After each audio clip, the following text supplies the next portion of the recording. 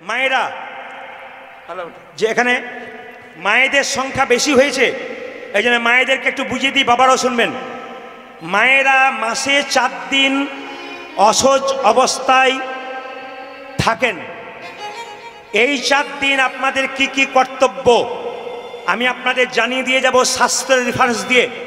আপনারা যদি মানতে পারেন আপনাদের সংসারে মঙ্গল আসবে। দক্ষিণ 24 পরগনার অনেক মেয়েরা আমাকে ফোন করে বলে অনেক আচার বিচার আমরা জানি না, আপনার কাছ থেকে শিখতে পেলাম। কিন্তু আমি আপনাদের বলতে চাই 3 ঘন্টার গানে 3.5 ঘন্টার গানে এত সব বলা যায় না, শুধু ছোট করে আপনাদের বলে দিয়ে চলে যাই। বরাহ পুরাণ, বিষ্ণু সংহিতা, মহাভারতের শান্তি পর্ব, সুশ্রত সংহিতা, এই 4টি গ্রন্থ থেকে আপনাদের বলে দিয়ে যায়। আপনারা মায়েরা রজস্বলা অবস্থায় আছেন, এটা আপনারা নিজেরাই ডেকে নিয়েছেন। কার কাছ থেকে? সবাই তাকাবেন। ইন্দ্রদেব, দেবতার রাজা ইন্দ্র, তিনি একবার গুরুকে হত্যা করেছিলেন। গুরুর নাম ছিল কি? গুরুর নাম কি ছিল? বিশ্বরূপ। বিশ্বরূপকে যখন হত্যা করেছিল, বিশ্বরূপকে হত্যা করার পর ইন্দ্রদেবের শরীরটা গলে গলে পড়ছিল। বাচ্চাদের শব্দ বন্ধ করুন। ইন্দ্রদেবের শরীরটা তাকানোর দিকে গলে গলে পচে পচে যাচ্ছিল। তখন আস্তে বাবা, গলে গলে গলে গলে পচে পচে যাচ্ছিল। তখন ব্রহ্মা বললেন, ইন্দ্রদেব গুরুকে মারলেন, তার যে পাপ হলো, এই পাপের ভাগ যদি কেউ নিতে পারে তবে ইন্দ্রদেব রক্ষা পেতে পারে। 3 জন ভাগ নিলেন পাপের। কে কে? একটা পৃথিবী, একটা গাছ, একটা আপনারা। দেখুন তার ফল কি পাচ্ছেন আপনারা। পৃথিবী বলল, ব্রহ্মা, পরমপিতা ব্রহ্মা, ইন্দ্র যে হত্যা করেছে তার গুরুকে, তার পাপের ভাগ আমি পৃথিবী নিলাম। ব্রহ্মা বলল, পাপের ভাগ নিলে তো ফল ভোগ করতে হবে, তোমার মধ্যে শরীরে ঘা হবে বড় বড়। পৃথিবীর ঘা কোনগুলো বলুন তো? দেখবেন প্রায় জায়গাতে বড় বড় গর্ত তৈরি হয়, অনেক দূরে দূরে যাবেন দেখবেন বড় বড় গর্ত আছে, এটা পৃথিবীর ঘা। তো বলো ঘাগুলো উপায় নেই কিছু? ব্রহ্মা বলল উপায় আছে। বলে কি? একটা উপায়, পরে দেখবে এই ঘাগুলো পূর্ণ হয়ে যাবে। যেখানে বড় বড় গর্ত সেখানে দেখবেন বাড়ি হয়ে যাচ্ছে, সেই ঘাগুলো পূর্ণ হয়ে যাচ্ছে। বৃক্ষ বলল, আমরা নেবো পাপের ভাগ। আর যেই না বলেছে আমরা নেবো, ব্রহ্মা অভিশাপ দিয়ে দিল, শোনো অভিশাপ নয়, পাপের ফল তোমাদের ভোগ করতে হবে। কি পাপ? না তোমরা যে ওই আচ্ছা ব্রাহ্মণ হত্যা বা গুরু হত্যার পাপ নিয়েছো, তাই জন্য তোমাদেরকে যখন কাটবে তোমার শরীর থেকে আঠা বের হবে। গাছকে কাটলে দেখবেন গাছের শরীর থেকে আঠা বের হয়। গাছগুলো কেঁদে কেঁদে বলল, তাহলে ইন্দ্রদেবের গুরু হত্যার পাপের ভাগ আমরা নিলাম, আমাদের শরীর থেকে আঠা পড়ছে, আমরা কি করব? ব্রহ্মা তখন বললেন, যেহেতু পাপের ভাগ নিলে পুণ্যের ফলও তোমাদের ভোগ করতে হবে। কি? তোমাদের যেখান থেকে কাটা হোক সেখান থেকে আবার নতুন গাছ গজাবে। দেখে নেবেন গাছের ডাল থেকে কেটে দিলে আবার নতুন গাছ গজায়। দেখবেন কত সত্যতা আছে। প্রত্যেকটি শাস্ত্র প্রত্যেকটি ব্যাখ্যা দিয়েছে একবার সুন্দর করে। আপনারা শুনছেন এতক্ষণ ধরে, আপনারা এত সুন্দর করে একবারে শুরু থেকে শেষ পর্যন্ত আপনার তত্ত্বের কথা শুনছেন এবং লীলার কথা শুনছেন, এত মন দিয়ে বাচ্চাগুলো শুনছে, আমি খুব ধন্যবাদ। কেন বলুন তো? ক্যানিংয়ের সাতমুখী বলে একটা জায়গা আছে, খুব একটা বেশি দূর নয়। এখানে আমি এসেছিলাম তখন আমার ইউটিউবে কোনো নাম ছিল না। ওনারা তখন জয়দেব মেলায় গান শুনে কিন্তু আমাকে এখানে নিয়ে এসেছিলেন। আমার মনে পড়ে বহুদিন আগে প্রচুর ভক্ত হয়েছিল, আরও শীতের মধ্যে এসেছিলাম, আমার মনে আছে। তারপর থেকে আমি এইদিকে আসিনি।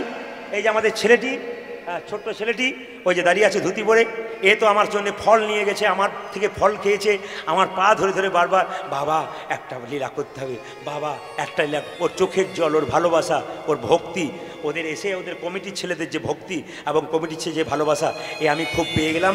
আমি আপনাদের কথা দিয়ে গেলাম, আমি আগামী 15 বছর পর একবার আপনাদের সামনে আসবই, আমি কথা দিয়ে গেলাম। কত বছর পর? কত বছর পর? যদি বেঁচে থাকে।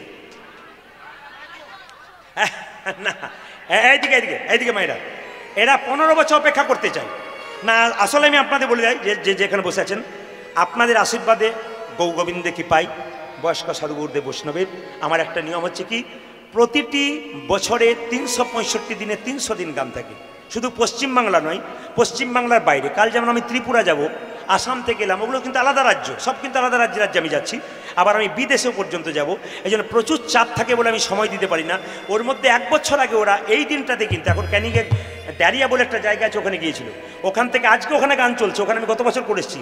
ওইখানে আজকের দিনেও আমাকে বায়না করেছে, 1 বছর পূর্ণ হয়ে গেল আজকের দিনটাতে এসে। 1 বছর আগে থেকে বারবার ফোন করে করে করে করে করে কত আদর ভালোবাসা দিয়ে ওদের মুখটাকে দেখে আমার খুব মায়া লাগলো।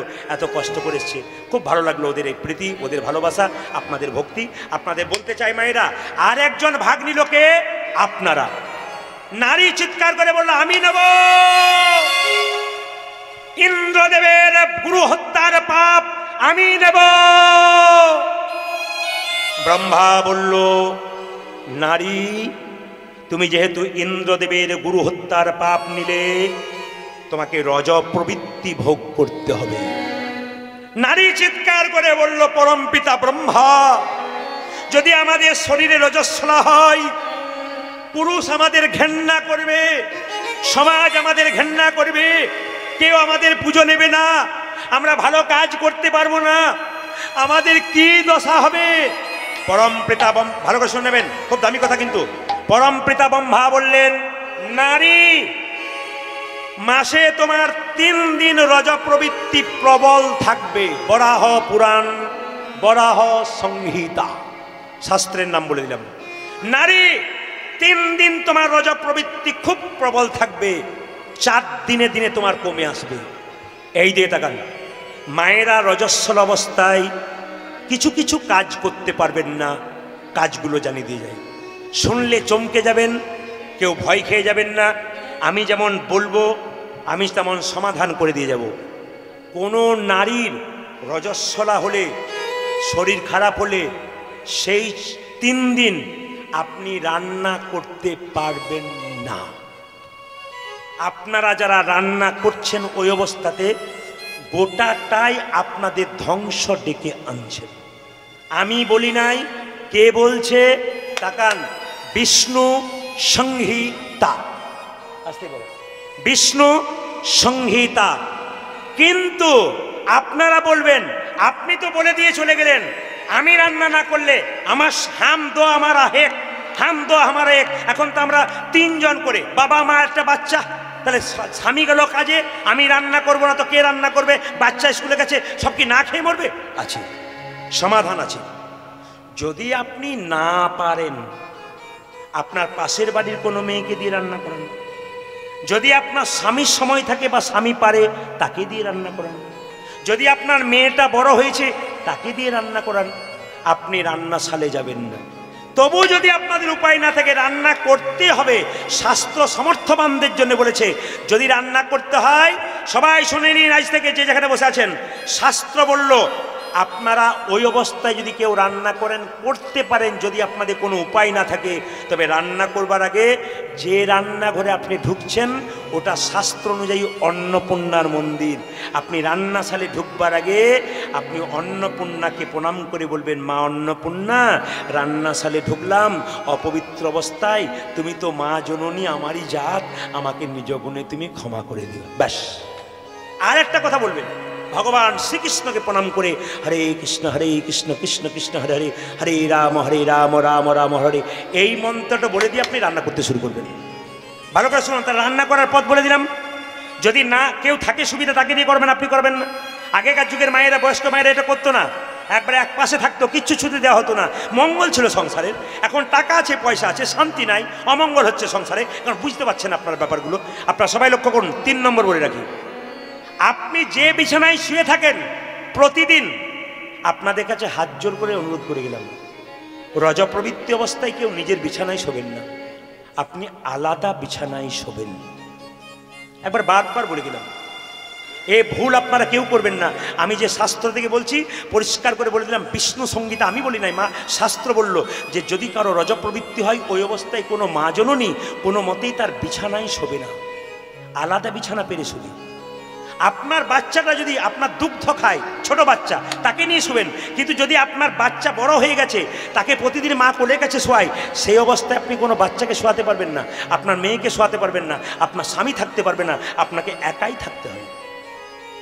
এইবার দেখুন মহাভারতের শান্তি পর্ব কি বলল, তাকান। কোন নারী যদি রজস্বলা অবস্থায় কোনো পুরুষ যদি তার সঙ্গে মিলন করে, তার সঙ্গে সঙ্গ করে, মহাভারতের শান্তি পর্ব বলল সেই পুরুষকে সরাসরি নরকে চলে যেতে হবে। কথাগুলো জেনে নিয়ে যান। আপনারা যা জানেন না আমি রাত্রির অন্ধকারে চিৎকার করে বলে গেলাম, আপনার হিসাব করবেন, বই পড়ে দেখে নেবেন কি সুন্দর ব্যাখ্যা আছে আর সত্যি মিল আছে। আপনারা যদি এগুলো কিছু মেনে চলতে পারেন, আপনার যা সংসার উন্নতি আছে, আপনার আধ্যাত্মিক চেতনা আরো বাড়বে, আপনার উন্নতি আরো বাড়বে, আপনার মনের শান্তি আরো বাড়বে। আপনার গৃহে গাড়ি বাড়ি টাকা থাকলে শান্তি হয় না, মনের শান্তিটা সবচাইতে বড়। এই শান্তিটা হবে কখন, যদি নিয়মগুলো করতে পারেন। কোন পুরুষ যদি শান্তি পর্ব বলল মহাভারতের, কোন পুরুষ যদি নারী রজস্বল অবস্থায় মিলন বা সঙ্গ করে তাকে নরকে যেতে হবে।